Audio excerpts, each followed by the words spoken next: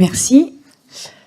Donc, comme le disait Monsieur Mériot, nous avons besoin de délibérer parce que c'est la loi. Merci la loi. Ça permet au conseil municipal et aux Grenoblois de savoir où la ville en est sur la transition numérique. Alors, tirons un peu le fil. Effectivement, je rejoins Nathalie Béranger. Ça va vraiment dans le bon sens. Il y a un certain nombre d'actions, c'est assez ambitieux, qui font des choses vraiment dans le bon sens. Rallonger la durée de vie du matériel, réparer, reconditionner, transférer ou donner du matériel aux écoles ou aux associations. Donc tout ça, c'est sur l'aspect matériel, mais également tout ce qui est aspect formation sur l'inclusivité, former en interne le personnel ou former les citoyens, mettre à disposition des citoyens des sites ressources pour des personnes qui n'auraient pas de matériel ou pas suffisamment de compétences, défendre les postes d'adjoints, de conseillers au numérique, donc des personnes dédiées pour ça.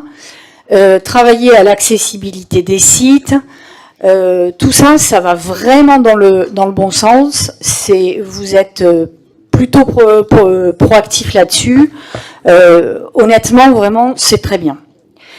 Mais là où ça pêche, c'est qu'en fait, on est déjà très en retard sur certaines lois précédentes qui n'ont pas été appliquées. Par exemple, vous dites travailler sur l'accessibilité des sites. Or, vous allez sur le site de la ville de Grenoble, au petit onglet tout en bas, où il y a écrit accessibilité. Et on y voit état de conformité. Donc, il nous rappelle quand même que l'accessibilité des sites, c'est une loi qui date de 2005. Et on voit cette déclaration d'accessibilité, donc l'état de conformité, ce site n'a pas encore été audité. L'établissement de cette déclaration d'accessibilité va se faire et la ville a fait une déclaration le 1er mars 2023. Donc ça veut dire que la loi date de 2005 et que on commence à se préoccuper de l'accessibilité le 1er mars 2023. On est légèrement en retard. Autre chose dans la délibération, il est écrit dans le corps de la délibération que la ville va développer un ENT dans les primaires. Ok, super, c'est bien. L'arrêté qui crée les ENT dans les primaires, c'est le 30 novembre 2006. Voilà. Avec des expériences qui sont plus que mises en œuvre ailleurs. Donc on est quand même encore légèrement en retard. Mais alors là où vraiment ça me terrifie, c'est le niveau de mise en œuvre du RGPD. Honnêtement, on prend vos textes et on y lit texto. L'effort entamé pour la mise en place du RGPD, sachant que le RGPD, c'est une loi qui date de 2016 et qui est la protection de nos vies, de nos données. Donc, en 2024, 8 ans après, vous dites « effort entamé pour la mise en place du RGPD ». Enfin, moi, honnêtement, ça me terrifie. Et alors, on poursuit le fil de cette sécurité sur les cyberattaques et le cyberharcèlement. Donc, on apprend que effectivement la ville de Grenoble a fait l'objet d'attaques. Bon, bah, très bien, mais au moins on le sait. Mais honnêtement, qu'est-ce que l'on retrouve dans l'axe 3 ? On retrouve des phrases très générales qui sont écrites au futur. Les actions dans le domaine de la cybersécurité seront développées. Ok, super. Les niveaux de sécurité seront testés. Ok, super. Donc en fait, notre sécurité est mise au futur, sachant qu'en fait, dans l'axe 3 sur la sécurité, vous avez exactement 2 phrases et demie sur le RGPD et 1 phrase et demie sur la cybersécurité. Par contre, le reste, les intentions, alors ça, vous en faites des tartines. Sans même parler de la loi de 2021, on a déjà un problème sur l'application de celle de 2016. Mais bon, on est quand même assez rassuré parce que sur les lois, sur la cybersécurité, vous nous dites que vous faites des sauvegardes régulières.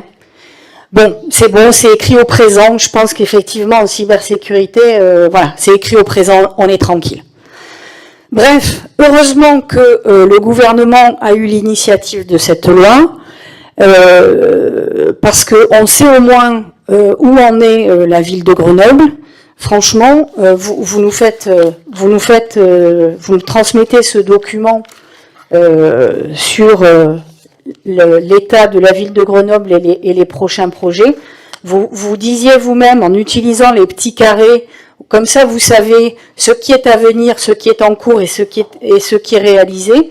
Franchement, si je reviens au RGPD, vérifiez si les formulaires de téléservice comportent les mentions obligatoires d'information sur le traitement des données personnelles, RGPD article 13, vous allez commencer à vous préoccuper des formulaires 8 ans après que la loi soit sortie. Mais ça, c'est pas la loi 2021, ça, c'est celle de 2016.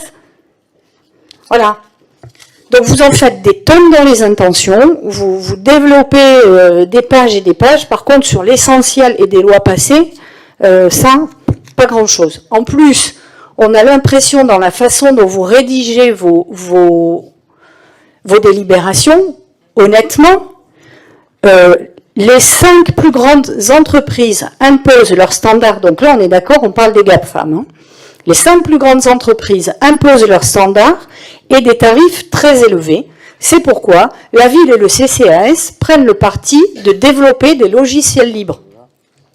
Donc en fait, on a l'impression, de la façon dont vous rédigez, que tout seul, avec vos petites mains, vous allez lutter contre les GAFAM. Alors tout à l'heure, Émilie Chalas disait « le maire n'a pas le pouvoir de supprimer Noël ». Ben, bonne nouvelle ou pas bonne nouvelle en tout cas, c'est un fait, il n'a pas le pouvoir non plus de lutter avec ses petites mains contre les GAFAM.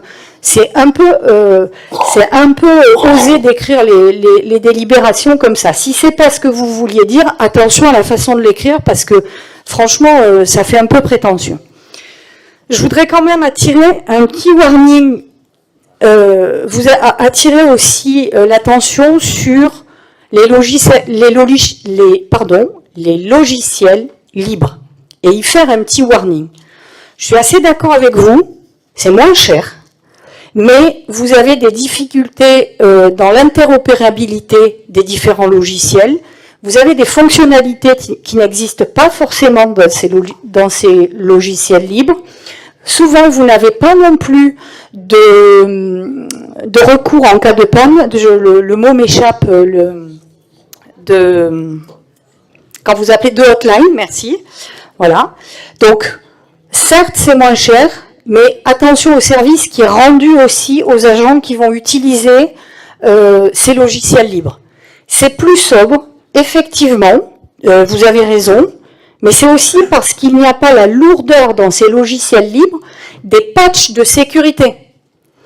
Donc, le jour, pas autant que sur les logiciels propriétaires, le jour où les administrations françaises passeront réellement sur des logiciels libres, il va falloir rajouter des structures de patchs de sécurité et ça les rendra beaucoup moins sobres. Donc, quand même, un petit warning là-dessus. En conclusion, j'espère que vous allez être plus diligent dans l'application de cette loi 2021 que vous ne l'avez été sur les précédentes. Et franchement, il est vraiment temps de rattraper le retard, notamment sur le RGPD, parce que ça fait froid dans le dos.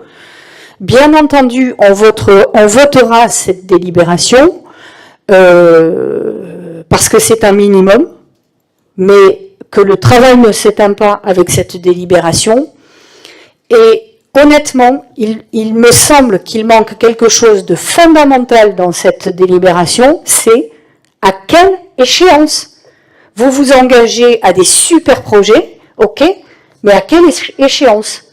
Donc, toujours les mêmes reproches que l'on vous fait, vous en faites beaucoup, mais en fait, on n'en voit pas le résultat.